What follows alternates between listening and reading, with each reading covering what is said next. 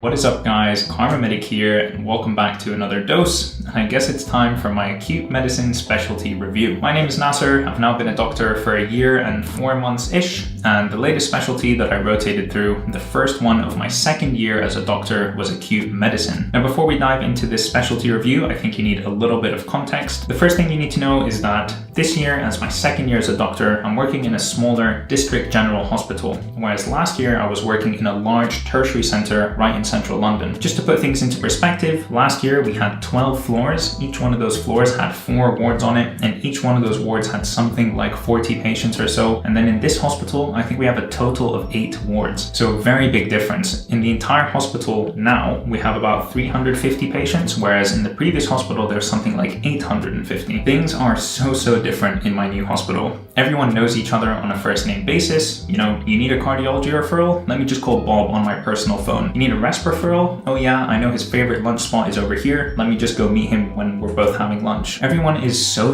friendly because you actually have time to meet people and get to know people, and it's like a smaller community. It feels like a little bit of a medical family. I've talked a little bit about this before, but I can't describe the number of truly horrible phone calls that I had on my previous hospital when calling other specialties, people who were just downright rude, very unnecessarily mean over the phone, probably because they were really stressed and had had a long day. The environment in my previous hospital was just so busy, stress, loads of patients to see every day, so much to do. Whereas now at this new hospital, things are a little bit more relaxed for once, which is really nice. Honestly, what a great change. Now, the second little bit of context that you need to know is that I've now finished being an F1 doctor or first year doctor, and I've now moved on to becoming an F2 doctor or second year doctor. When you become an F2, you join what's called SHO ranking or senior house officer ranking. And a senior house officer is anyone from F2 up until being a registrar. So that includes F2, and then a lot of people take additional years, so F3s and F4s. And then when you enter specialty training, you have core training years 1 and 2. So anyone in that long gap is termed an SHO or a senior house officer. And you're all placed on the same rota or the SHO rota. So needless to say, the kind of jump up in responsibility, hours, number of on-call shifts, and the type of work that you do between F1 and F2 is quite a significant jump. Okay, so that's the context within which I started acute medicine. So acute medicine is the specialty responsible for exactly what it sounds like.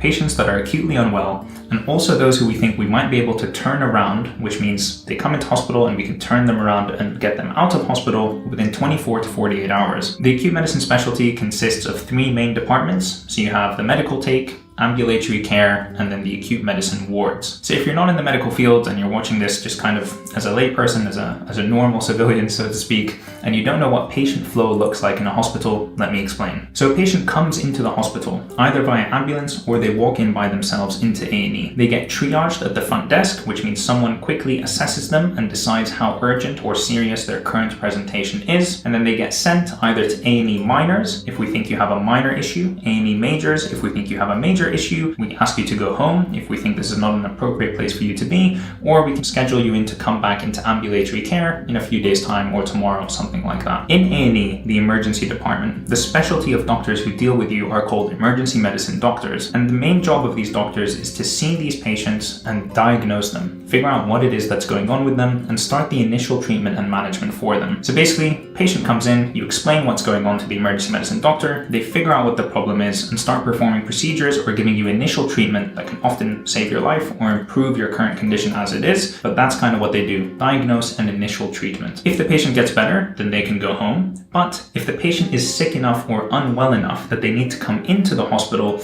then they have to be seen by the medical take team. That's me. This team is staffed by doctors that work in the acute medicine specialty. So when I'm working on the take shift, which can be during the day or during the night, but it lasts for 13 hours, we see all of the patients that need to be admitted into the hospital. They will have already been seen by that triage person when they first came into A&E. They will have then been seen by an emergency medicine specialty doctor, and then they will come and see us if we think they need admission. And if we agree that they need admission, then they come into the hospital. If we think they don't need admission, then they might stay in ED or they might go home after we do some more treatment. Now, I said that the emergency department's kind of main job is diagnosis and initial treatment. For us on the medical take, our main job is continuing that initial treatment, but also thinking more forward about the patient's treatment management. So for example, if someone comes into the hospital septic, which is a state where the body has an inappropriate and exaggerated response to an infection, leading to all kinds of problems. A&E might have given them initial antibiotics, IV fluids, oxygen, taken blood samples, and sent the patient for a chest x-ray. When I go see the patient as part of the medical take, I might request more imaging, add on additional blood tests that are maybe a bit more niche than the general ones that A&E sent, change their antibiotics based on maybe previous cultures that they've grown, or escalate them if the patient's not getting any better. I would take a more detailed history from the patient, maybe call their family members or the care home to get additional collateral, and basically get a better and more holistic overall picture of what's going on with this patient. I would also do things like take a full medical history, write up their usual medications, and make a plan for what should happen to them in the rest of the day and the days moving forward whilst they're in the hospital. In addition to starting additional medication and treatment and management, I might call different specialties and ask them for their advice. I might ask them to come and see the patient. For example, if someone presents with an acute oncological problem, I might call the oncology department, I might call cardiology, resp, I might ask the speech and language team to come and assess their swallow, etc. And then this patient will receive my treatment and management plan until they are post-taked by the consultant. So like I said,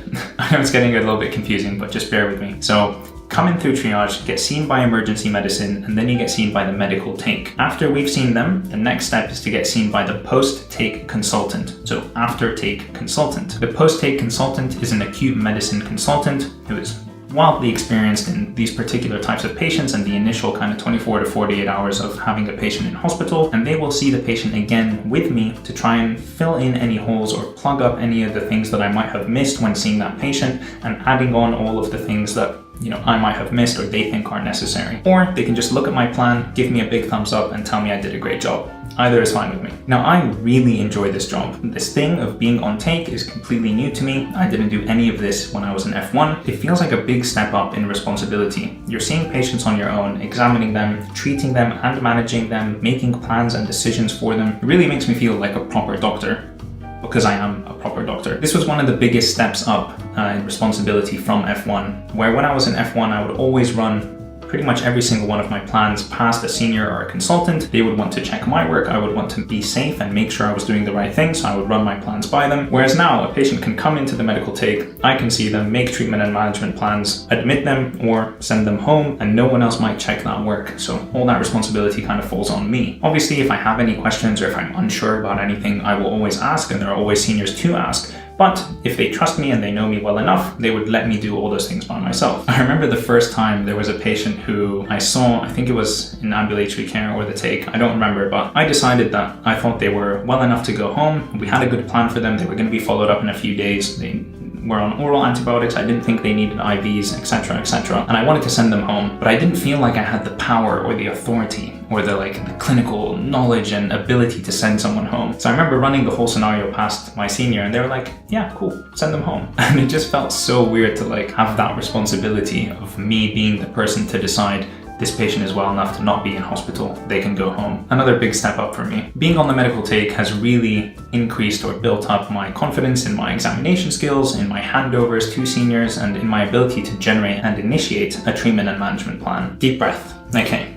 Long explanation, but we're almost there. So going back to our flow of patients moving through a hospital, the patient has now been post-taked with myself and the post-take consultant, and they're probably still in A&E at this point. So now it's time for them to move to the ward. So some patients will have specific problems that make them suited to go immediately to a specific ward. Let's say you come in with, I don't know, an acute exacerbation of heart failure on a background of chronic heart failure. You probably need to go to the cardiology ward. Or if you come in with a severe bilateral pneumonia and you're requiring an IV, you can go to the respiratory ward. But most patients just get admitted to the acute medicine ward. So remember I said we were made up of 3 components: the medical take, ambulatory care, and the acute medicine wards. Let's talk about the acute medicine wards. So in this particular hospital where I work, we have 2 acute medicine wards. Let's call them Ward A and Ward B. They effectively serve the same function. On these wards, we are seeing and treating patients that are acutely unwell before they are safe or stable enough to move upstairs to a specific specialty ward, or patients that we think we can turn around and get out of hospital within 24 to 48 hours. With regards to the job on the wards, I don't think there's too much to say that I haven't said in previous videos. Sometimes we're really well staffed and the day goes by incredibly smoothly, and sometimes we're not that well staffed and it can be very hectic. But regardless, it has been so much more calm and just chill than the previous hospital I was in last year. Here on the acute medicine wards, we have something like 14 to 18 patients on the ward, whereas in my previous hospital, on any of the jobs that I did, we had about 40 on the ward, and that didn't exclude outliers that were, all over the hospital that we had to go see as well. So we were just way more busy, more tasks to do, more drugs to prescribe, more specialties to call, more scans to protocol. And some days it was just unachievable, even working from 8 a.m. till 6 p.m, just getting all the jobs done, and you'd have to hand over something to the evening or night team. I go into way more detail about my previous jobs in my F1 in my previous hospital in a bunch of videos that will appear on screen over here. Please feel free to go watch those if you're interested in learning more. But back to acute medicine. The days spent on the ward here can be quite independent or dependent and consultant-led, depending on the consultant that you're working with. But since I'm an F2 now, I'm sometimes the most senior person on the ward, but mostly the second most senior person on the ward. And so the consultants usually go around with the F1s and the advanced nurse practitioners to see most of those patients, and then they leave myself and the registrar to see patients on our own and make decisions on our own, but obviously consulting them if we need anything. Or they might just do like a verbal handover and review with us at the end of the day. And of course, if we think we want the consultant to see the patient, we think they're unwell, or we need some additional help, we can always ask them. Okay, and finally, the last kind of arm of the acute medicine job is ambulatory care, or SDEC, which means same-day emergency care. They're the same thing. So to ambulate a patient means that they are able to walk from place to place independently, i.e. they are well enough that they can walk around on their own. And the general rule of thumb, or the idea, is that if you're well enough to walk around on your own, then you don't need to come into A&E and you don't need to be admitted to hospital. Obviously, this isn't always the case, but that's the general idea of ambulatory care. So these shifts are really cool. You sit in your own office with a desk and a computer and an examination bed, and you see patients one at a time who have been booked into ambulatory care. There are some specific conditions or diseases that have a special pathway in ambulatory care, so things like cellulitis, which is a superficial infection of the skin, commonly affecting the legs and the calves, so between the knee and the ankle. There's also special pathways for DVT, or deep vein thrombosis, which is a blood clot in the veins of the leg. But you also get a lot of patients who are coming in for clinical reviews or chasing up of bloods or scans, or maybe they were discharged from the hospital a few days ago and now we're checking in on them to see if their symptoms have improved or if their blood markers have changed, things like that. This is a really cool job, because you're kind of doing a similar job to GPs or general practitioners or family medicine doctors if you're from the US, except you've got the entire hospital at your disposal. Let's say I see a patient and I think they need a blood test. I can just have them do a blood test right now. If I think they need an X-ray, they can go get one. If I think they need an ultrasound or a scan, they can usually get it done same day. If I need specialty advice from cardio or resp or gastro, I can pick up the phone and I can call them.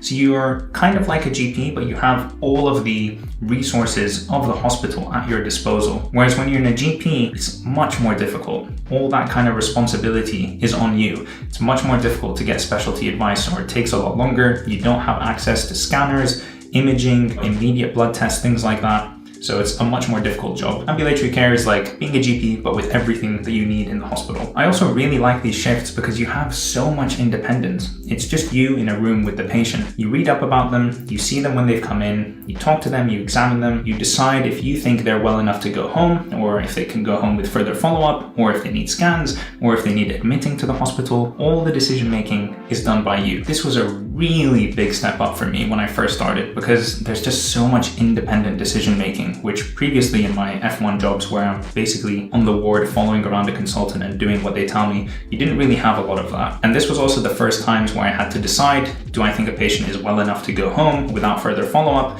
or do I think they need admission to hospital, etc., which can be a really scary decision. So sending someone home, you're saying that in your professional medical opinion, you think that they don't need to stay in hospital, they don't need any further tests or imaging at this time, and you think they're well enough to go home. If they go home and something happens to them, or they're unwell again, there's always the question of, did you miss something? Should you have done something, etc. Sometimes you do everything correctly and patients still become unwell. That's just life. But there's an additional responsibility for when you send someone home. Now again, if you're unsure or you have questions or you need to run something by someone, there's always seniors around. There's an ambulatory care consultant, and then the other doctors working there are more senior than me. So one of the more junior members of the team. So there's always more senior doctors and a consultant that you can ask, hey, I want to send this patient home, but I'm not sure about X, Y, and Z. What do you think? So always very helpful. And then sometimes you see patients which are really, really sick in ambulatory care, which is the absolute wrong place for them to be. So something's gone wrong somewhere along the pathway of patient flow that we talked about before. And if that's the case and you do think they're very sick, you need to go talk to the medical take team, the same ones who we talked about before, and tell them you want to admit this patient. And if they agree, the medical take team has to see them. So kind of similar to what we talked about before, where patients go from A&E to the medical take, but in this case, they would go from ambulatory care to the medical take. That's pretty much it. I've talked a lot about the three main arms of acute medicine. I feel like I'm about to be out of breath and this coffee is almost finished, but there's still a few things that I want to talk about for this medical specialty. Now, being a doctor inherently comes along with additional stress. Lots of high pressure situations, emotional stressors, and serious conversations about life and death. Because of this, keeping my mental health in check has been a top priority for me. I've been doing this with BetterHelp. This next segment is a paid partnership with BetterHelp. If you don't already know, BetterHelp is the world's largest therapy service and it's 100% online. Their mission is to make therapy accessible. With BetterHelp, you can tap into a network of credentialed and experienced therapists to help you with a wide range of issues. To get started, you answer a few questions about your needs and preferences in therapy so that BetterHelp can match you with the right therapist from their network. Then you can talk to your therapist however you feel comfortable, whether it's via text, chat, phone, or video call. You can message your therapist at any time and schedule live sessions when it's convenient for you. If your therapist isn't the right fit for any reason, you can easily switch to a new one at no additional cost. With BetterHelp, you get the same professionalism and quality that you would expect from in-office therapy, but with a therapist who is custom picked for you and with more scheduling flexibility. Personally, doing therapy has completely changed my life. It's taught me to approach life more slowly and meaningfully and better deal with the emotional stressors that come along with being a doctor. Honestly, I couldn't recommend it more, and I think talking to someone is one of the most important things you can do for yourself. Click the link in the description down below, betterhelp.com/karmamedic, to get 10% off your first month and help support the channel. So this being my second year as a doctor, this is the first job and the first time that I've not been the most junior member on the team. Big rounds of applause for me. Thank you, thank you. Very exciting times. We're leveling up in the game of medicine, and it's just been so nice to have F1s, people who are exactly 1 year behind me. So a lot of the questions that they have, a lot of the things that they're worried or anxious about, I remember being worried and anxious about, but now it's completely normal, completely fine, such like basic, simple things that I don't even think about anymore. But I remember 1 year ago, it was scary and it was nerve-wracking to do. And so it's been so wonderful to help provide that reassurance and that information and that safety net to the F1s whenever they have any questions. I'm able to teach them, offer them guidance, help them with simple things that are so basic to me now. And it's just really satisfying to kind of have come full circle from being that scared new F1 asking my F2s for support, and now I'm the F2 giving support to the F1s. It's honestly excellent. And the F1s that I've worked with on acute medicine here have been so good. Honestly, very competent doctors, hardworking, motivated, etc. And I think probably much smarter than me when I started as an F1, so that's really wonderful to see. They've exceeded every expectation I possibly had. Yeah. Great bunch. As part of the acute medicine specialty, we take part in the main medical handover of the hospital. So handover, I've explained a few times before, but let me just give a quick recap in case you guys don't know. When the team that's working in the day is going to go home, they hand over all the important medical information to the night team, so that the night team is aware of sick patients or patients that need reviewing, follow-up of their scans or blood tests, etc. Then the night team works their whole night shift. And then when they're about to go home, they hand over to the day team, and the day team is now aware of all the sick patients and blah, blah, blah, blah. In all of my previous specialties as an F1, when we would do handover, it would be just within the specialty. So I would go home from my day job and I would hand over to the evening team, or I would hand over to the night team of that specialty, not to the general medical handover. I would sometimes in rare occasions, but generally no. So now, as part of the big medical handover, you kind of sit in this big lecture hall and you go through all the patients that need to be handed over, and the consultants are there and they're just listening, and you're telling them about the patients that you've seen, what you found, what you think needs to be done, etc. Now, when I started this job, I was so nervous during these handovers. Talked about this a few times before, but I get very anxious when talking in front of groups of people, and it's something that I've been working on quite a bit over the years. But this was particularly nerve-wracking because, it was part of my job in a professional setting where I was expected to give a good handover and know a lot of information about my patients, which was really kind of tough at first. And I remember I would write down little notes about each of my patients before handover so I could try and remember all the information. The thing is, there's a lot of patients to go through, and you need to be succinct enough to not bore everyone and give them lots of useless information, but also detailed enough to give them all the most important bits of information that they actually want to hear and actually want to know about. And different consultants will have have different quirks where they want to know specific things about a patient, and you kind of have to get used to that because they're always going to ask you what was the line standing blood pressure for this patient, which no one else would ever ask, but that consultant always asks, so you should know, etc. You're also expected to know quite a lot about the patients, and rightfully so. The consultants are taking handover from you, and they want to know a lot of information, and you should know that information.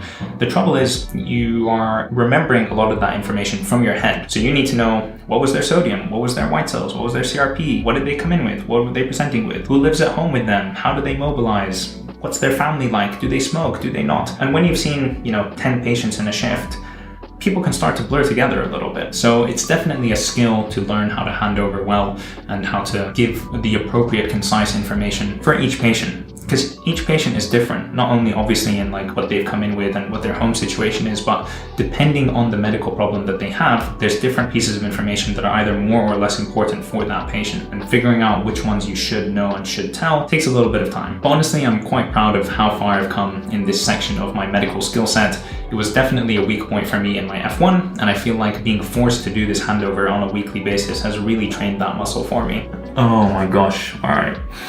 Where do I start with medical nights?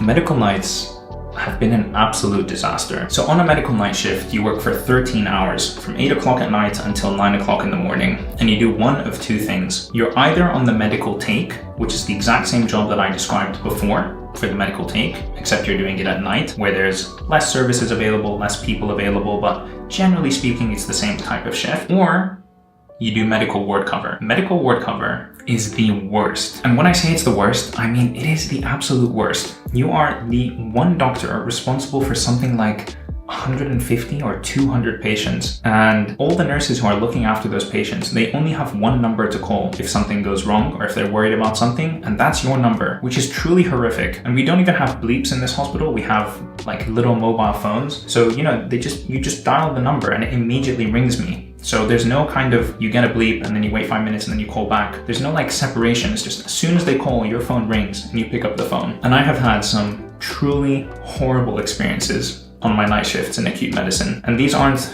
the worst experiences of my night shifts as a doctor. These are the worst nights of my life, period, inside and outside of medicine. These shifts can be really tough because in our hospital, you are alone as an F2 covering all of these patients. In other hospitals, you have yourself plus a registrar, which is quite a senior doctor, and sometimes even an additional SHO. So there's usually 2 or 3 of you covering the wards. But at this hospital, it's literally just one doctor, which I think is absolutely nuts. If nothing goes wrong, which never happens, but if one patient is sick at a time, it's manageable. So if one patient gets sick, I can go see them, I can deal with them, and then I can move on, and then another patient gets sick and I can go see them, deal with them. It'll be okay. But if 2 patients get sick at the same time, you're in a lot of trouble. So I remember one time on my first set of medical nights, I was seeing a patient who had a major hemorrhage. So they were bleeding profusely in front of me, and I obviously needed all of my hands and my mind and my attention on this patient. And at the same time, I was getting calls non-stop on my phone. Non-stop. Literally just ringing, and I couldn't even pick it up because I was so busy with this person in front of me. And when I eventually got a break to pick up the phone, I was getting told about patients who had had seizures, patients that had chest pain and ECG changes, which is worrying for a heart attack, patients that had falls and it hit their head and were bleeding. All these things happening at the same time when you're one person is a very big problem, honestly. I remember being in the doctor's office and I almost burst into tears. I was just thinking to myself, what am I supposed to do here? How am I supposed to see all these people who urgently need my help? Trying to sit down and figure out how to prioritize these patients and escalating them to my seniors and saying, hey, I need much more help on the wards. Can one of you come and assist me? Blah, blah, blah. That was unbelievably stressful, extremely stressful. And these are nights that have really shook me. And I remember going into night shifts for the next few times, I felt like I had PTSD, honestly. I was walking to the hospital, my heart was racing and I was nervous and I was scared because I had just had such an incredibly stressful experience. I wouldn't wish it on anybody. It's horrible being the only person responsible for all of these people who are really unwell. It's very, very difficult. So that was one experience. And then last week on my set of nights, I had 3 patients die in one night when I was taking care of them, all 3 throughout the night, and some of them in really traumatic ways. So I've had some horrible night shift experiences, as have, any other doctor that has worked on nights in similar situations.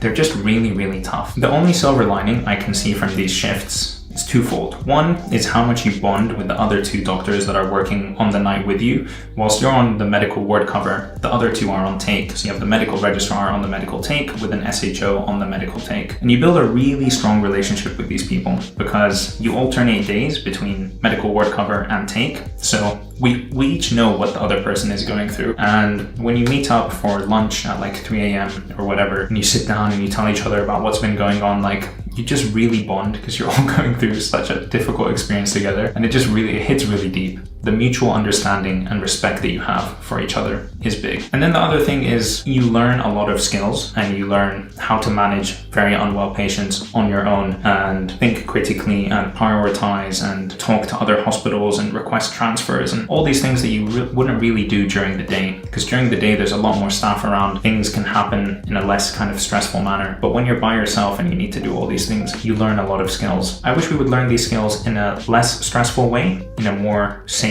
environment, but this is just the way the NHS is, unfortunately. Anyways, every now and again you get to take a 10-minute nap.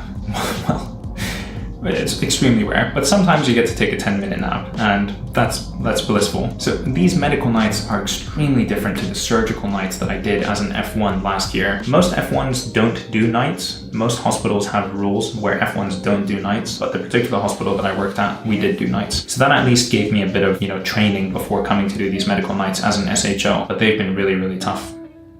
Not much else to say. All right, and the last thing that I want to talk about is the Rota, the medical SHO acute medicine Rota. So if you don't know what the Rota is, it's the working schedule for any doctor in any specialty. It's called the Rota, and it differs depending on what specialty you're in. Differs in how many weekends you work, how many night shifts you have, how many on-call shifts you have, this type of stuff. The acute medicine Rota is absolutely horrific. The main reason it's horrific is that all of the night shifts are done by the acute medicine team. So F1s don't do any nights in this hospital, and then all of the SHOs working in cardiology, resp, gastro, whatever specialty, you name it, they don't do nights. The only people doing nights are the doctors on the acute medicine Rota. So we do all the nights for the medical patients in the hospital, which means that we do a lot more night shifts than we otherwise would in like a normal rota at a different hospital. So I've had 6 sets of nights on this rotation, which is so many. For context, I had 2 in each of my previous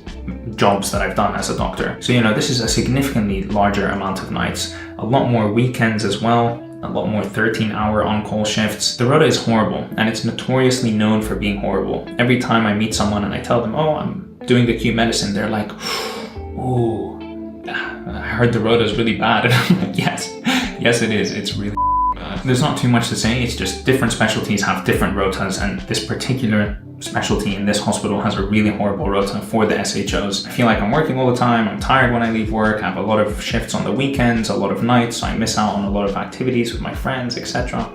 It's not the best. Okay, so conclusion time. Ambulatory care and the medical take are 2 new types of shifts or jobs that I hadn't done before up until this rotation, and I've really enjoyed them. Again, because you get a lot more independence and responsibility, and I feel like I've grown a lot as a doctor in these 2 particular jobs. So I found that very, very, very helpful actually. And it feels good to know that, I'm improving as a doctor and being given more responsibility, gaining more trust from my seniors, and just becoming a better and better doctor as time goes on. The few things that sucked about this job though, really sucked. So the amount of nights that we have sucks. The Rota sucks. Like I'm so tired and I'm so done with this job. I cannot wait to finish. I have, I think, a few weeks left, and one of those weeks I'm on night, surprise, surprise. But I'm about to be done with this rotation and I cannot wait. I'm also not the biggest fan of medical specialties anyway, because I want to be a surgeon and I want to do surgical specialties. Yeah, there was no surgery on this placement, as you might imagine. Not very fun for me. And also, I literally never want to do a medical night in my life again.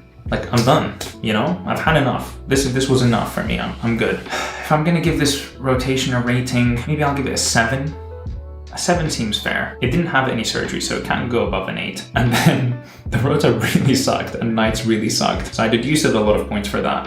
But overall, like the learning and the experience and the medical take and ambulatory care shifts kept this specialty really exciting. Because when I was on geriatrics, when I was in renal medicine, you know, every day was the exact same thing, just doing the wards, ward round on the wards, which I hate. It's my least favorite part of medicine. Whereas here, my shifts were split between the medical take, ambulatory care, and the wards, each of which was completely different. So there was a lot of variety, a lot of independence, and seeing patients on my own, which I found really, really fun. So yeah, let's give it a 7. And then my next rotation, I was supposed to be on palliative care, but there's been a few things going on, so I requested to be moved to a surgical specialty. I'm actually going to be in orthopedic surgery, which I'm extremely excited about, and I cannot wait for. Can't wait to put some broken bones back together and reduce some broken ankles and shoulders and all of that. It's going to be very fun. Keep you up to date with it, and I'll make another video just like this for that rotation when the time comes. But in the meantime, I need to go. So I'll catch you in the next one. Peace.